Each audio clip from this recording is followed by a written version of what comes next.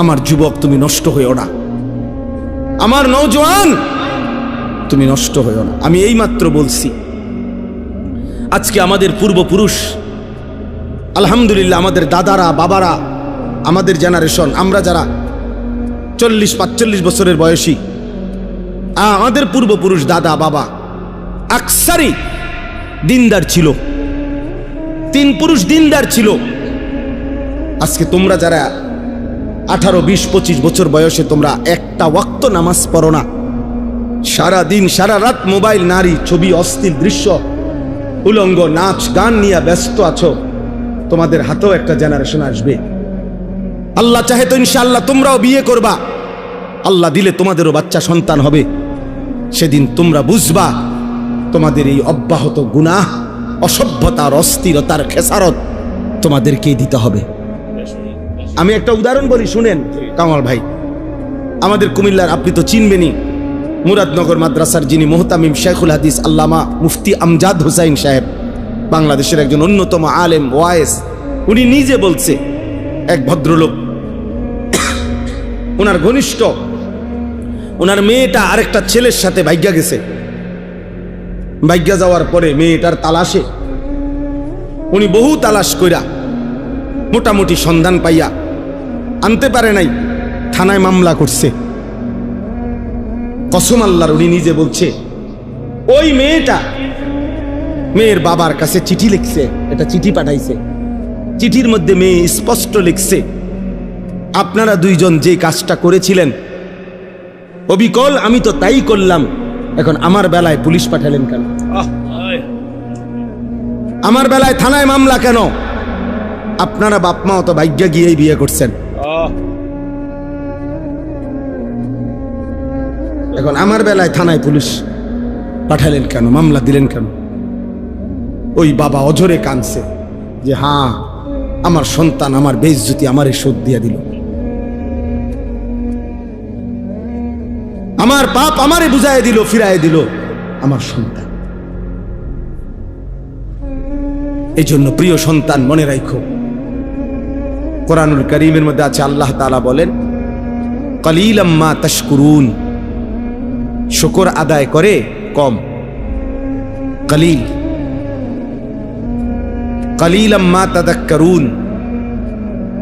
কোরআনুল কারীমে আল্লাহ বলেন, আমি আল্লাহর কথা থেকে উপদেশ গ্রহণ করে কম। ওয়া কলিলুম মিন ইবাদিয়াশ শাকুর, আল্লাহ তাআলা বলেন আমার কৃতজ্ঞ শুকরকারী বান্দা হয় কম। তাহলে আল্লাহ তাআলা তো কমের প্রশংসা করছেন কিনা বলে? হ্যাঁ। তাহলে সংখ্যা কম কিংবা বেশি সফলতা কিংবা ব্যর্থতার জন্য কোনো বিষয় না। সবাই চিনতে হবে অথবা চিনে না, এই পরিচিত বা অপরিচিতি, এটাও সফলতার কোনো বিষয় না। সবাই চিনলে সফল, সবাই না চিনলে ব্যর্থ, এমন কথা কোরআন সুন্নায় নাই। এটা ইসলামী দৃষ্টিভঙ্গি না। মনে করেন এই কোরআনুল কারীমের মধ্যে 25 জন নবী এবং রাসূলের নাম আছে। কতজন? তাহলে এখন 25 জন নবী এবং রাসূলের নাম আছে। পৃথিবীর অন্যান্য সমস্ত কিতাব একত্র করলে আরো কিছু নবী রাসূলের নাম পাওয়া যাবে। আচ্ছা, ধরে নিলাম আরো 100, ধরে নিলাম আরো 200, ধরে নিলাম আরো 300, এত হবে না। তাইলে বাকি নবী রাসূলদের এখন সংখ্যা আমাদের সবাই আমরা মিলে বলি যে 25 জন নবী এবং রাসূলের নাম কোরআনে উল্লেখ হয়েছে। তো নবী এবং রাসূল সর্বমোট 25 জনই তো 1,24,000 এই বর্ণনাটিকে যদি ধরা হয়, এই রাওয়ায়াতটাকে যদি ধরা হয়, তো আসমানের নিচে জমিনের উপরে একেবারে যদি বাড়ি চালানো দেয়, তারপরেও তো 1000 খানিক নবী এবং রাসূলের নাম পাওয়া যাবে না। তাইলে বাকি যে এই লক্ষের উপরে নবী এবং রাসূলদের নাম পৃথিবীর কোনো কিতাবে নাই, কেউ জানে না, তাইলে ওনারা ব্যর্থ। বলো না ভাইয়া? তাইলে কি হলো? সবাই চিনতে হবে সফলতার জন্য, এটা জরুরি না। এটা জরুরি না। রাসূলুল্লাহ সাল্লাল্লাহু আলাইহি ওয়াসাল্লাম আরাফাতের ময়দানে বিদায় হজ্জে তিনি যখন ভাষণ দিছেন, খুতবা দিছেন, তখন ১৬ লক্ষ সাহাবী নবীজির সামনে ছিল হজ্জের ময়দানে। ১৬ লাখ সাহাবী মানে ১,২৫,০০০। তাহলে আরো কিছু কম বেশ হইতে পারে। এখন গোটা পৃথিবীর কোন কিতাবে এই ১৬ লক্ষ সাহাবীর নাম আসেনি, নাই। ৩১৩ জন বদরি সাহাবীর নাম, বদরের যুদ্ধের অংশগ্রহণকারী, ওনাদের নাম একসাথে পাওয়া যায়। আর আলাদা আরো সাহাবীদের নাম কিছু পাওয়া যাবে। সব তালাশ করলে তো হয়তো যদি ১,০০০ হয় বা ২,০০০ হয়, একের ধরে নিলাম ৫,০০০ সাহাবীর নাম তালাশ করে খুঁজা পাওয়া গেল, তো বাকি যে ১,২০,০০০ সাহাবীর নাম পৃথিবীর কেউ জানে না, ওই শুধু আরাফ হজ্জের ময়দানের, তো ওনারা ব্যর্থ সবাই। তাহলে এটা বোঝা উচিত। সফলতা কিংবা ব্যর্থতার জন্য সংখ্যাও কোনো বিষয় না। যেমন কোরআন শরীফে সূরা ইয়াসিনের মধ্যে আছে ৩ জন রাসূল আল্লাহ তাআলা একটি এলাকায় পাঠাইছেন। এক এলাকায় ফাআজ্জাজনা বিসালিসিন ফাকালু ইন্না ইলাইকুম মুরসালুন। ৩ জন মোট। এই ৩ জন রাসূল একটি এলাকায় দিবানিশি আল্লাহর দাওয়াত দিয়ে, কালেমার দাওয়াত দিয়ে ওনাদের হাতে কালেমা পড়ছেন, গ্রহণ করছেন শুধু একজন। কয়জন? একজন মাত্র, একজন। ওয়াজা মিন আকসাল মদিনাতে রাজুলুন, সির্ফ একজন, একজন মাত্র ব্যক্তি কালেমা পড়ছে ৩ জনের দাওয়াতে, ৩ জন রাসূলের দাওয়াতে। তাইলে ইনারা এই ৩ জনের দাওয়াত মাত্র একজন গ্রহণ করলো, তাহলে ওনারা ব্যর্থ? এটা বোঝা উচিত। এটা বুঝলে সহজ। এজন্য সংখ্যা কোনো বিষয় না। মহান আল্লাহ পাক রব্বুল আলামিন গ্রহণ করলো কিনা সেটা বড় বিষয়। নবী সাল্লাল্লাহু আলাইহি ওয়াসাল্লাম বলছেন, ফাওয়াল্লাহি লা আন ইয়াহদিয়াল্লাহু বিকা রাজুলান ওয়াহিদান খায়রুন লাকা মিন হুমুরিন নাআম। আল্লাহর কসম, নবীজি বলছেন আল্লাহর কসম, তোমার দ্বারা যদি একজন ব্যক্তি হেদায়েত পায়, আল্লাহর পথ পায়, আখিরাতের সন্ধান পায়, নবীজি বলছেন তাহলে এটাই গোটা আরবের সমস্ত দামি ওট তোমারে হাদিয়া দেওয়ার চাইতে কোটি গুণে উত্তম। কয়জন ভাইয়া? একজন। রাজুলান ওয়াহিদান, একজন ব্যক্তি, একজন। একজনের ফিকিরে, এক আল্লাহর বান্দার বদলানোর ফিকিরে আল্লাহর কথা বলা দরকার। আমাদের যেখানে এখানে যারা উঠতি বয়সের কোন ইমাম সাহেব আছেন, আপনাদের জন্য এটা সবক। আপনারা যদি এটা ভাবতেন, বুঝেন, ইনশাআল্লাহ উম্মতের আরো ফায়দা হবে। নওজোয়ান আলেম যারা উঠতি বয়সের, তাদের জন্য এটা সবক। আমি ওয়াজ করলে শুনবে কয়জন? হ্যাঁ, আমার ওয়াজ শুনবে কয়জন? না, এটা তো আপনারা বলে নাই।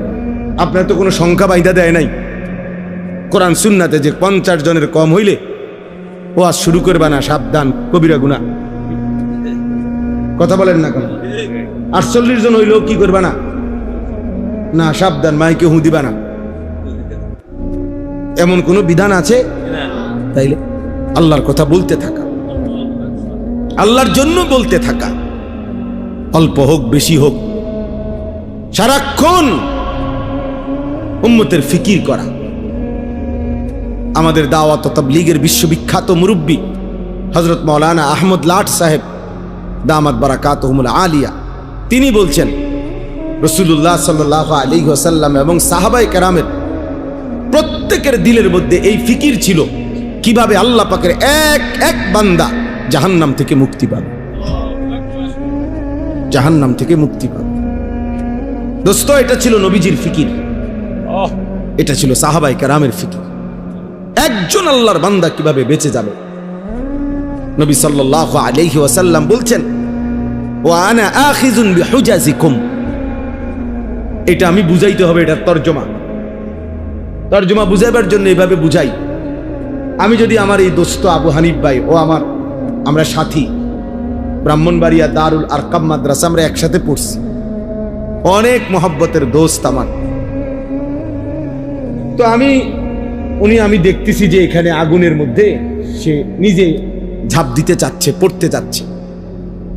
তো আমি তার হাত ধরে বললাম, দোস্ত ওইটা আগুন, তুমি যাইও না, মানে তুমি জ্বলে যাইবা। সে আমার ইচ্ছা করলে উনি আমার হাত ধরে রাখলে ছেড়ে দিতে পারে, ছাড় বেটা, আমি যাবই, তোর কি, ঠিক আছে হতে পারে। এবার আমি কাঁধে ধরলাম, কাঁধে হাত দিয়ে বললাম, দোস্ত না, তুমি ওই আগুনে যাইও না, তুমি জ্বলে যাইবা, তুমি ক্ষতিগ্রস্ত হবা, আমি বন্ধু তোমারে যাইতে দেব না।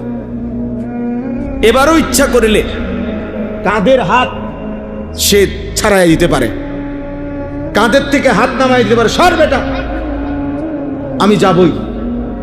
আচ্ছা, এইবার যদি আমি এইভাবে কোমরে জড়াইয়া ধরি, কোমরে, যে না দোস্ত আমি তোরে যাইতে দেব না, ওই আগুনে পড়তে দেব না, তাইলে ছেলেরা বাবা তোমরা শোনো, তাইলে নিয়ম কি?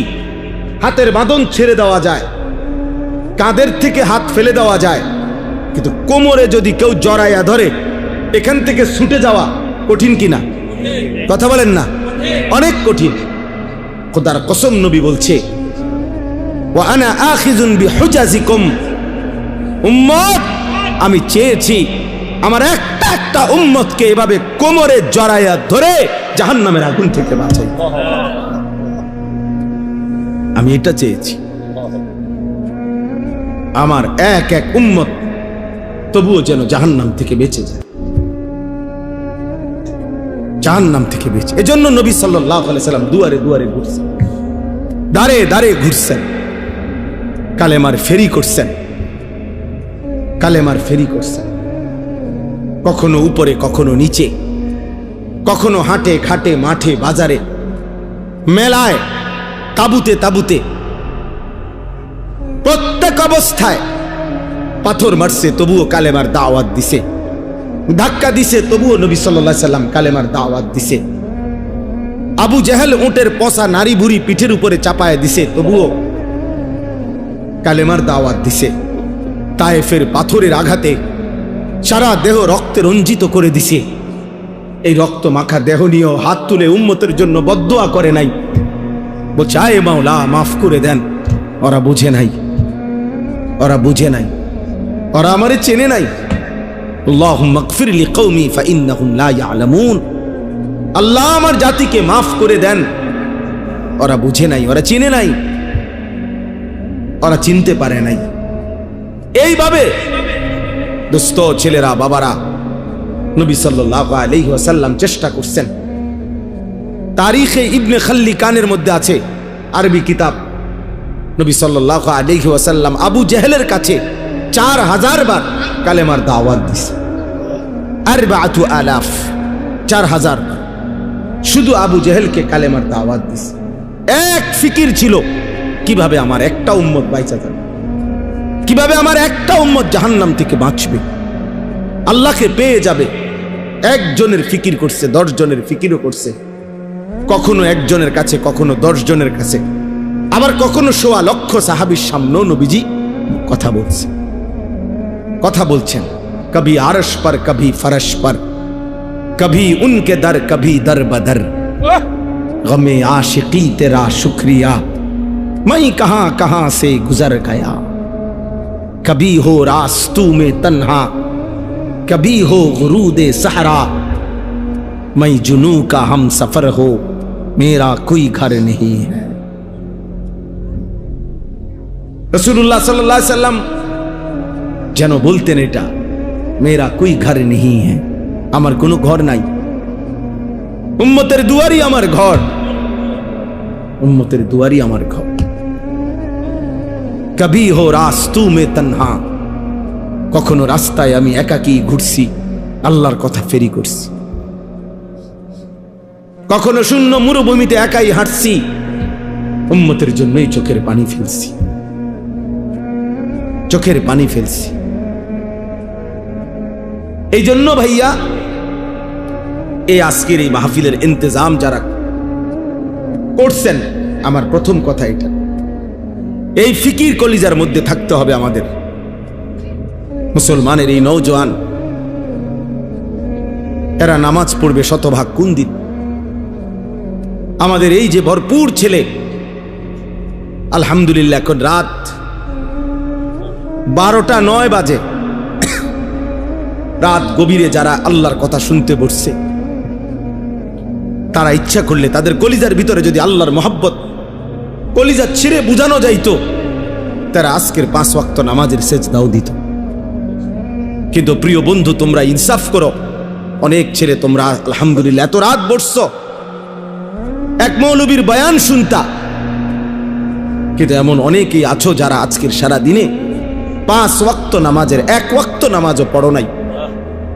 হায় বন্ধু, আমার দোস্ত, আমার সন্তান, আমার ছেলে, আমার ছোট ভাই, তুমি করলাটা কি? কারে নারাজ করলা? কারে নারাজ কর?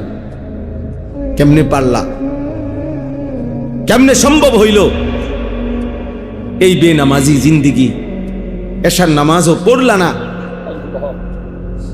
এই অবস্থায় দোস্ত যদি ঘুমাও, অনেকে রাত ভোর জেগে জেগে নারী দেখো, ছবি দেখো, মোবাইলের অস্থির দৃশ্য দেখো, নারী আর ছবি দেখে প্রিয় বন্ধু ছেলেরা শরীর তো নাপাক হয়, হারাম বীর্যপাত হলে শরীর তো নাপাক হয়।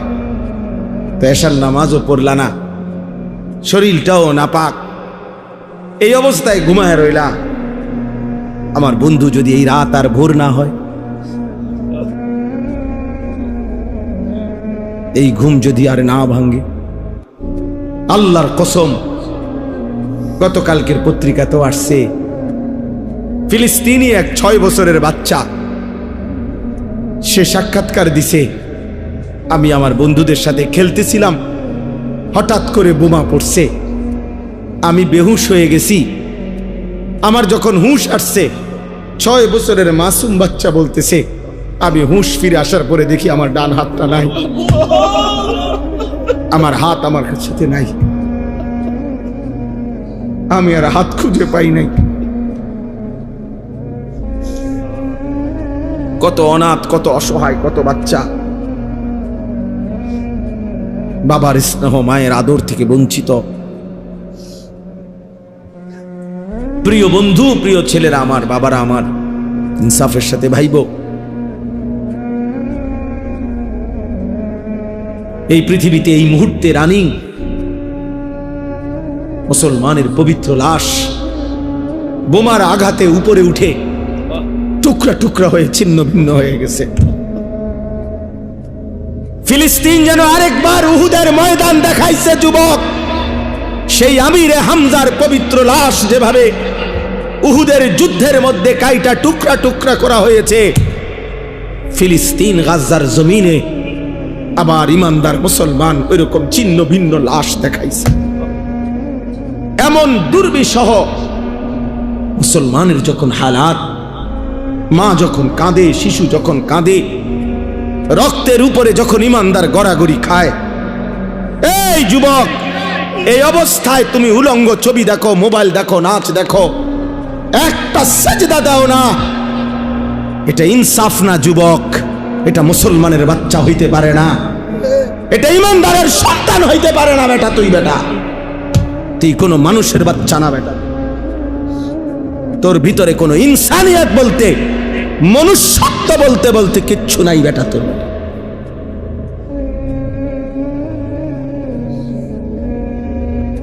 ওই জানোয়ার তোর চাইতে ভালো বেটা।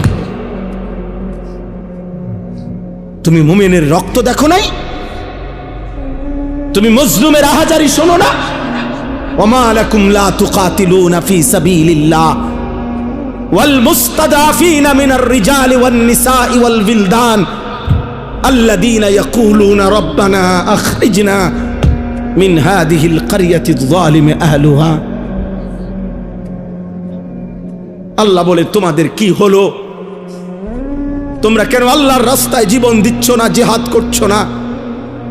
অথচ দুর্বল পুরুষ, শিশু, বৃদ্ধা, নারী, বাচ্চা চিৎকার করে বলছে আর আল্লাহকে ডাকছে, মাওলা জালেমের এই জমিন থেকে আমাদেরকে রক্ষা করো মাওলা। ফিলিস্তিনি মা আহাজারি করছে, বোন আহাজারি করছে, ছেলে আহাজারি করছে, 6 বছরের মাসুম বাচ্চাও কাঁদতেছে। কোনো কান্না, কোনো চোখের পানি, কোনো রক্ত, শহীদের কোনো লাশ, তোমাদের যাদের কলিজার মধ্যে একটু বিবেক নাড়াইল না, তোমরা কেমন মানুষ বলো ভাই? ইনসাফ করো, ইনসাফ করো, রহম করো দোস্ত, রহম করো। ছেলেরা বলো মিয়া, ইনসাফ করো তোমরা, আমার কথায় রাগ হইও না, ইনসাফ করো। মুসলমানের সন্তান এমন হওয়ার কথা ছিল, ইমানদারের সন্তান এমন হওয়ার কথা ছিল না। একজন মুসলমান, যার বাবা মুসলমান, মা মুসলমান, যার বংশ মুসলমান, যার রক্তে ইসলাম, এইভাবে আল্লাহকে ভুলে কিভাবে, এইভাবে আল্লাহকে ভুলে, এভাবে কিভাবে আল্লাহকে ভুলে? আমি দাঁড় করাইতে পারবো তো ভাইয়া এখন? তোমরা যারা আজকের সারাদিনে এক ওয়াক্ত নামাজ পড়ো নাই, আমি তো দাঁড় করাইতে পারবো। চেহারা দেখলে বোঝা যায় বেনামাজির। মুসলমানের সন্তান, বাপ, কার মতো চুল রাখলা বাবা? যে বেঈমান তোমার মা আর বোনের উপরে জুলুম করছে, যে বেঈমান তোমার ইমানদার ভাইয়ের রক্তে জমিন ভাসায় দিছে, তুমি তার মতো সাজলা? ছি ছি ছি। মুসলমান এত নির্লজ্জ হয় কেমন? ইমানদার এত আত্মমর্যাদাহীন হয় কিভাবে? মনে রাখেন, সবাই এবার বলি, বিজয় ফিলিস্তিনেরই হবে। এই 1450 বছরের ইতিহাসে কখনোই কোনো কালে সম্মুখ যুদ্ধে, মুখোমুখি লড়াইয়ে চূড়ান্তভাবে কোনো বেঈমান কখনোই জিতে নাই, ইমানদার কখনোই হারে নাই। এরা সেই ইহুদি ইসরায়েলের কুত্তারা, এদের ইতিহাস পরাজয়ের ইতিহাস। এরা মদিনার বনু নজির হেরে গেছে, এরা বনু কুরাইজা হেরে গেছে, এরা বনু কাইনুকা হেরে গেছে, এরা খায়বরের বেঈমান ইহুদি হেরে গেছে। এরা এই পৃথিবী বারবার দেখছে, আসমান ও জমিন বারবার সাক্ষী আছে, ইহুদি কুত্তারা কোনোদিন পৃথিবীতে জিতে নাই, কোনোদিন না ভাইয়া। জানো না তোমরা? আমরা ইতিহাস জানি, আলহামদুলিল্লাহ, কোনোদিনও জিতে নাই, আজও জিতবে না ইনশাআল্লাহ। সময়ের ব্যবধান, সব জালেমের পতন একই সময়ে হয় না, একই সময়ে হয় না। কারো পতন 950 বছর পরে হইছে, কারো পতন 400 বছর পরে হইছে, কারো পতন 150 বছর পরে হইছে, কারো পতন সিরিয়ায় 48 বছর পরে হইছে, বাংলাদেশের জালেমের পতন 16 বছর পরে হইছে। অতএব এটাই সত্য, ইসরায়েলের কুত্তারাও হেরে যাবে ইনশাআল্লাহ। মনে রাখো যুবক,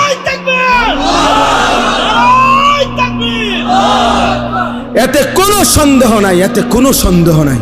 কিন্তু দেখার বিষয় হলো, আল্লাহ তাআলা ঈমানের বিজয় দিবে, ঈমানের বিজয় দিবে। ফিলিস্তিন হারে নাই, মাটির নিচে হাজার হাজার মুজাহিদ অক্ষত আছে, মুজাহিদ জেগে আছে, ঈমানদার জেগে আছে। অতএব যুদ্ধের চূড়ান্ত ফয়সালা মুমিনের বিজয়, ফিলিস্তিনের বিজয়। কিন্তু দেখার বিষয় হলো, আল্লাহর দ্বীনের জন্য তুমি কাজে লাগলা কিনা। বিজয় আল্লাহ করাবেনি, বিজয় হবেই হবে, কোনো সন্দেহ নাই ইনশাআল্লাহ। তো তুমি ইসলামের জন্য কাজে লাগলা কিনা? আমার যুবক, তুমি নষ্ট হইও না, আমার নওজোয়ান তুমি নষ্ট হইও না। আমি এইমাত্র বলছি, আজকে আমাদের পূর্বপুরুষ, আলহামদুলিল্লাহ, আমাদের দাদারা, বাবারা, আমাদের জেনারেশন, আমরা যারা 40-45 বছরের বয়সী আমাদের পূর্বপুরুষ দাদা বাবা আকসারি দিনদার ছিল, 3 পুরুষ দিনদার ছিল। আজকে তোমরা যারা 18, 20, 25 বছর বয়সে তোমরা একটা ওয়াক্ত নামাজ পড়ো না, সারা দিন সারা রাত মোবাইল, নারী, ছবি, অশ্লীল দৃশ্য, উলঙ্গ নাচ গান নিয়ে ব্যস্ত আছো, তোমাদের হাতেও একটা জেনারেশন আসবে। আল্লাহ চাহে তো ইনশাআল্লাহ তোমরাও বিয়ে করবা, আল্লাহ দিলে তোমাদেরও বাচ্চা সন্তান হবে। সেদিন তোমরা বুঝবা তোমাদের এই অব্যাহত গুনাহ, অসভ্যতার, অস্থিরতার খেসারত তোমাদেরকেই দিতে হবে। আমি একটা উদাহরণ বলি, শুনেন কামাল ভাই। আমাদের কুমিল্লার, আপনি তো চিনবেনই, মুরাদনগর মাদ্রাসার যিনি মুহতামিম শেখুল হাদিস আল্লামা মুফতি আমজাদ হুসাইন সাহেব, বাংলাদেশের একজন অন্যতম আলেম ওয়ায়েস, উনি নিজে বলছে, এক ভদ্রলোক, ওনার ঘনিষ্ঠ, ওনার মেয়েটা আরেকটা ছেলের সাথে ভাগ্যা গেছে। ভাগ্যা যাওয়ার পরে মেয়েটার তালাশে উনি বহু তালাশ কইরা মোটামুটি সন্ধান পাইয়া আনতে পারে নাই, থানায় মামলা করছে। কসম আল্লাহর, উনি নিজে বলছে ওই মেয়েটা মেয়ের বাবার কাছে চিঠি লিখছে, এটা চিঠি পাঠাইছে। চিঠির মধ্যে মেয়ে স্পষ্ট লিখছে, আপনারা দুইজন যে কাজটা করেছিলেন অবিকল আমি তো তাই করলাম, এখন আমার বেলায় পুলিশ পাঠালেন কেন? আমার বেলায় থানায় মামলা কেন? আপনারা বাপমা অত ভাগ্য গিয়েই বিয়ে করছেন, এখন আমার বেলায় থানায় পুলিশ পাঠালেন কেন, মামলা দিলেন কেন? ওই বাবা অঝরে কাঁদছে যে হ্যাঁ, আমার সন্তান আমার বেইজ্জতি আমারে শোধ দিয়া দিল, আমার পাপ আমারে বুঝায় দিল, ফিরায় দিল আমার সন্তান। এই জন্য প্রিয় সন্তান, মনে রাখো, আমার কাছে আরবি কিতাব আছে, ইমাম ইবনুল কাইয়িম আল জাওজি রাহমাতুল্লাহ আলাইহির কিতাব আদ-দা ওয়াদ-দাওয়া কিতাবের নাম। এই কিতাব রোগ এবং তার ঔষধ, গুনাহের ব্যাপারে, অনেক গুনার ব্যাপারে উনি আলোচনা করছেন। তো ওইখানে জিনা, ব্যভিচার, নারীর সাথে অসভ্যতা, অশ্লীলতার ব্যাপারে যে আলোচনা করছেন, ওইখানে একটা বাণী আছে, আমি দাগ দিয়ে রাখছি। ইমাম শাফিঈ রাহমাতুল্লাহি আলাইহি বলছে, বিশ্ববিখ্যাত ইমাম, 4 মাযহাবের একজন ইমাম, হানাফি শাফিঈ আমরা বলি না, এই ইমাম শাফিঈ রাহমাতুল্লাহ আলাইহির একটা বাণী, উনি বলছেন আজ-জিনা কারজুন। ইমাম শাফিঈ রাহমাতুল্লাহ আলাইহি বলছে, যুবক ছেলেরা বাবা শোনো, উনি বলছে জিনা এবং ব্যভিচার এটা করজ, এটা ঋণ। ঋণ যেমন সুদ দিতে হয়, তোমার এই অসভ্যতা, ব্যভিচার তোমার ফ্যামিলির কাউকে না কাউকে দিয়ে সুদ দিতে হবে। আল্লাহর কসম, তোমার যদি বিশ্বাস না হয়, এই কিতাব আমি দেখাবো, এবং এই কিতাবের বাংলা অনুবাদও আছে। তোমারে সুদ দিতে হবে। যদি তওবা না করে ফিরে না আসে, আর আল্লাহ যদি মাফ না করে, তাহলে এটার কি দিতে হবে? সুদ। এটা ঋণ। আজ-জিনা কারজুন, জিনা এবং ব্যভিচার কর্জ, ঋণ। ঋণ। অতএব দোস্ত আমার, বন্ধু আমার, প্রিয় সাথী আমার, মজলুমের দিকে আরেকবার তাকাও, ইমানদারের খণ্ড বিখণ্ড লাশের দিকে আবার তাকাও, গাজা ফিলিস্তিনের মজলুম মার দিকে আবার তাকাও, আরেকবার নিজের দিকে তাকাও। এমন মুহূর্তে একজন মুসলমান সন্তান এমন করা, নামাজ নাই, সেজদা নাই, আল্লাহ নাই, রসুল নাই, এগুলো কার মতো তোমরা চুল রাখলা? কারে তোমাদের প্রিয় মানাইরা? কার লেবাস, কার পোশাক তোমাদের পছন্দ হলো? দোস্ত আমার, কোন খেলোয়াড়ের গেঞ্জি পরলা? সে মুসলমান?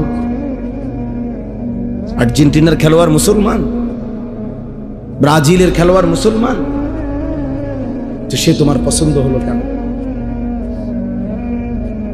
মেসি তোমার প্রিয় হবে কেন? এ তো পত্রিকা আসছে, ওর 2টা বাচ্চা হওয়ার পরে, যে মহিলার থেকে 2টা বাচ্চা হয়েছে, তার 9 বৎসর পরে ওই মহিলারে বিয়ে করছে, 2টা বাচ্চা লইয়া। হ্যাঁ, এটা তো আমি নিজ চোখে দেখছি ব্যাপারে। 9 বৎসরের অবৈধ মেলামেশায় 2টা বাচ্চা হইছে। এরপরে 2 বাচ্চা লইয়া হে ওই মহিলারে বিয়ে করছে। 9 বছর পরে বাচ্চা হয়েছে, আরো 9 বছর আগে। এত বড় অসভ্য কোন মুসলমানের সন্তানের মডেল হইতে পারে? তো তোমার চুল তার মতো হবে কেন? সামান্য বিবেকও কি থাকবে না মিয়া? বলো।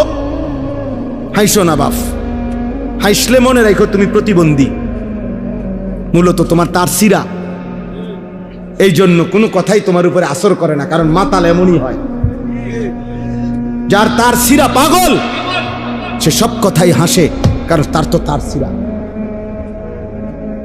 নাই। তো বিবেকের দংশন থাকা উচিত, নাই তো বিবেকের মধ্যে একটু অনুশোচনা আসা উচিত যে আমার কি করণীয় এই মুহূর্তে পৃথিবীতে। 1948 সালে ব্রিটিশ এই ফিলিস্তিন ভূখণ্ডের তাদের অধিকার ছেড়ে দিছিল। 1948 সালে ইসরায়েলের এই বেঈমানরা অবৈধভাবে তাদের এই রাষ্ট্র ঘোষণা দিয়ে সেদিন থেকে মুসলমানদের উপরে ফিলিস্তিনে জুলুম শুরু করেছে। আমার ভাই, আজকে 77 বছর। তুমি এখন ক্যালকুলেটর লাগাও, 1948 থেকে 2025, 77 বছর এক টানা মজলুম ফিলিস্তিনি রক্ত দিচ্ছে,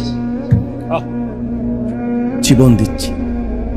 1947 ইংরেজিতে ব্রিটিশ যখন এই ভারতীয় উপমহাদেশ থেকে চলে যায়, তখন র্যাডক্লিফ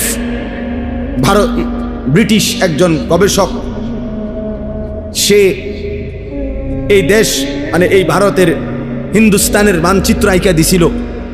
এক অংশে হিন্দুস্তান, এক অংশে পাকিস্তান, কিন্তু কাশ্মীর সংখ্যাগরিষ্ঠ মুসলমানের একটা এলাকা, ওইটার কোনো সমাধান দিয়া যায় নাই তারা, এটা কোন অংশে। এই 47-এর পর থেকে আজকে 78 বছর এক টানা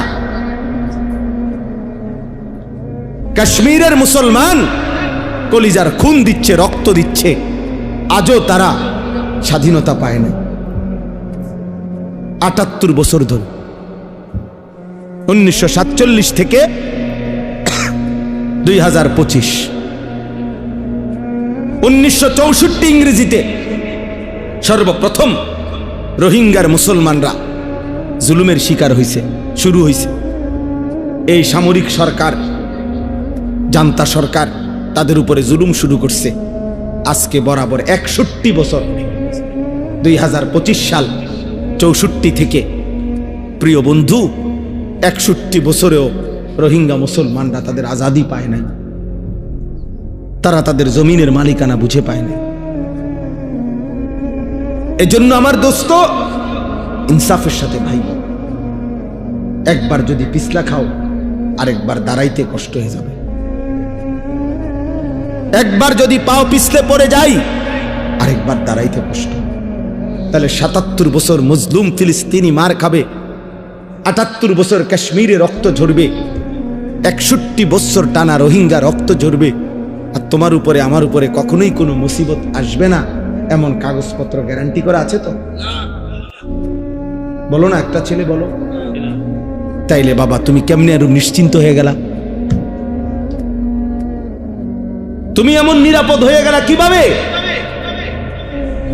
যে তোমার এক ওয়াক্ত নামাজ নাই, সেজদা নাই, আল্লাহ নাই, রাসূল নাই, হালাল হারামের কোনো পাক নাফাকের কোনো ধার ধারণা, একটা মোটরসাইকেল জিন্দিগি, একটা মোবাইল জিন্দিগি, একটা নারীর সাথে প্রেম, এটাই জীবন, চুলের ফ্যাশন, এটাই জীবন বানায় ফেলছো, বন্ধুদের সাথে অসৎ আড্ডা, কিছু অশ্লীল বিশ্রী বাজে কথাবার্তা, নিজেদের মধ্যে অসভ্য নোংরা কথাবার্তা, এটাকেই জীবনের আনন্দ, হাসি খুশি বানায়। অসভ্যতা আনন্দ হয় কেমনে ভাইয়া? প্রিয় ভাই বলো, কোন কোন কিতাবে লিখছে, কোন বইতে লিখছে, কোন ডিকশনারিতে যে নোংরামিটা আনন্দ, অসভ্যতা আনন্দ? তুমি একটা মেয়ের পিছনে ঘুরলা, এটা তো অসভ্যতা, এটা তো আনন্দ না। তুমি উলঙ্গ ছবি দেখলা, এটা তো নোংরামি, এটা তো আনন্দ হতে পারে না। অশ্লীলতা তো পৃথিবীর কোনো ভাষায়, কোনো দেশে, কোনো ধর্মে অশ্লীলতাকে আনন্দ বলে না, অসভ্যতাকে আনন্দ বলে না। অতএব ইনসাফ করো। মূলত দিল মরে গেছে যার, আখেরাত ভুলে গেছে যে, ইনসানের কাতার থেকে যে নিজেকে বিচ্ছিন্ন করেছে, জন্তু এবং জানোয়ারের খাতায় যে নিজের নাম লেখাইছে, অসভ্যতার অস্থিরতা, আল্লাহকে ভুলে থাকা একমাত্র তার পক্ষে সম্ভব। এবার আমি কোরআন থেকে বলি, কোরআনুল কারীমের সূরা আরাফের মধ্যে আছে স্পষ্ট, আল্লাহ তাআলা বলেছেন ওয়াত্তাবাআ হাওয়াহু ফামাসালুহু কামাসালিল কালব। আল্লাহর কসম, কোরআনের আয়াত। আল্লাহ বলছে মনের ইচ্ছা মতো যে চলে, আমার মনে যা চায় আমি তাই করব। ওয়াত্তাবাআ হাওয়াহু, যে তার নফসের মনের চাহিদার অনুসরণ করে। কিসের আল্লাহ, কিসের রাসূল, কিসের কোরআন? বাদ দে বেটা, এডি হুজুরদের এসব কথা বাদ। আমার মনে যা চাই তাই করব। চুল আমার ইচ্ছা মতো, জামা আমার ইচ্ছা মতো, পোশাক আমার ইচ্ছা মতো। মন চাইলে খাড়াইয়া মুতলাম, মন চাইলে বইয়া মুতলাম, মন চাইলে মানুষের মেয়েরে বিরক্ত করলাম, মন চাইলে সারা রাত উলঙ্গ ছবি দেখলাম, যা ইচ্ছা তাই করলাম। আমার বাবার সম্মান, মার সম্মান, কিচ্ছুর আমার কোনো পরোয়া নাই। আল্লাহর কসম, কোরআনে আল্লাহ বলছে এমন জীবন যার, তার দৃষ্টান্ত কামাসালিল কালব, কুত্তার মতো, কুত্তার মতো, কুত্তার মতো। এই নাফরমান, এই জিন্দেগি কুত্তার জিন্দেগি, কুত্তার জিন্দেগি। এজন্য বেনামান জীবনে রাখিস, তোর জিন্দেগি কুত্তার জীবন। সেজদাবিহীন যুবক, মনে রাখিস তোর জীবন কুত্তার জীবন। সারা রাত উলঙ্গ ছবি দেখো যারা, নারী ছবি, মোবাইলের অস্থির দৃশ্য, মনে রাখিস বেটা তোর জীবন কামাসালিল কুত্তার জীবন বেটা, জানোয়ারের জীবন বেটা। একবার সুযোগ পাইছি, একবারই বললাম, আরেকবার আসতে হবে জরুরি না, আরেকবার আসার কোনো প্রয়োজনও নাই। আর যদি না বাঁচি, আরেকবার যদি বলার সুযোগ না পাই, একবারই বললাম। প্রিয় বন্ধু, ফিরে আসো। প্রিয় নওজোয়ান মুসলমানের এই বিপদে তুমি না দাঁড়াইলে কে দাঁড়াবে? আমাদের মালিককে যদি আমরা ডাক না দেই, আমাদের উপরে সাহায্য কেমনে আসবে?